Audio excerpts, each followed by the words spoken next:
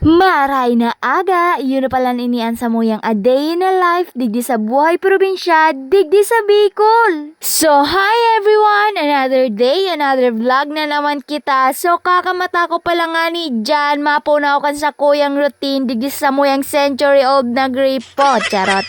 Pero daw na arogan kaan, maprisko ang tubig kaan guys, arogan digdi sa probinsya ng Bicol namin. So ayan, tapos na pala na ako and gamit ko pala dyan sa dress ni ate, ta ayan, sinubli ko, ta comfortable akong maray digde. Iyon na pala nini ang pamahaw ko guys, ta medyo na late sa alas 6 ang sakuyang mata, kaya une. Magatas-gatas na sana kita tanaubusan kita malunggay cheese pandesal, di na pati tumaagi utro. Pagkatapos ko nga ni, nagdigdi na ako sa taas, tayaon digdi si mama. Pero ano ini, tagaro baga kitang nag-aging portal palangit. Oh, ito pala na surayaw sa toyang camera. Kasyaw na nga niya ako digdi sa taas, nahiling ko naglalaad ng interior sa muyan dapog. Ito pala nagluluto si Papang adobo para sa pangudtuhan. Mauran-uran pala nining pagkaudto na ni, maliputo na naman, kaya nagdaradangdang muna ako digdi sa kalayo.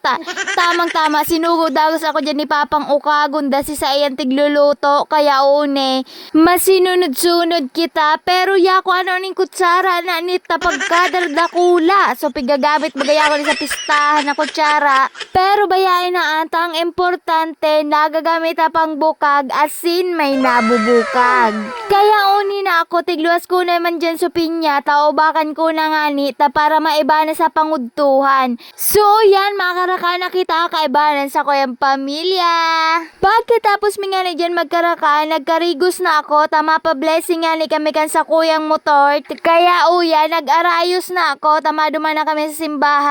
Tamang-tama iya ko ba kuman ngunyan oran, makaluwas na. Pagabot ko nga ni dyan, nagpuo na palang sumisa. Kaiba ko palang dyan guys si Kiko, tas une, tigblisingan na ni Father si sa kuyang motor. Paguli ko nga ni, nagbakal na ako dyan yung pang change oil kan sa kuyang motor. Tanalingaw ako, change oil na palan ini. Kaya iyon naan, abot na lang digdiyan sa tayong vlog. Bye-bye!